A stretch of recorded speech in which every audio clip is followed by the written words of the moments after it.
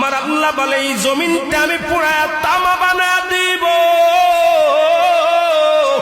এই জমিনের মধ্যে যত পানি আছে পানিগুলো আমি আল্লাহ পুরায়া ছাই বানা দিব।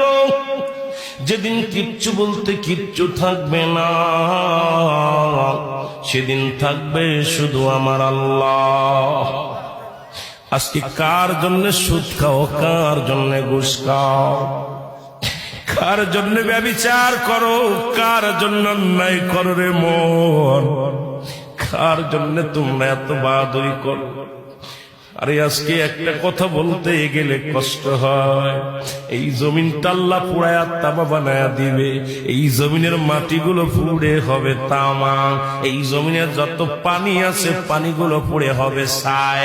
এই দুনিয়ার মধ্যে কিচ্ছু যেদিন থাকবে না, ওই তুরস্কের কত বাহাদুর, কত টাকাওয়ালা মিনিটের মধ্যে 30 সেকেন্ডের ভূমিকম্পে পথের ফকির হয়ে গেছে, রাস্তার ভিখারি হয়ে গেছে।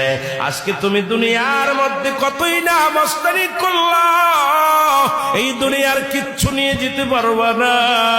এই মুসলমান, 1 নম্বর মানুষের মৃত্যু হলে 1 নম্বর বিপদ হলো মানুষের মরণ, 2 নম্বর বিপদ হলো কবর, 3 নম্বর বিপদ হলো কিয়ামতের ময়দান।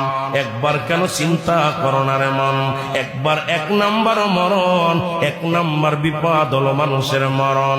এই মরণের পেয়ালা পান করতে হবে, এর মধ্যে কোন সন্দেহ নাই। জোরে জোরে চিল্লায়া বলা যাবে না, ঠিক কিনা?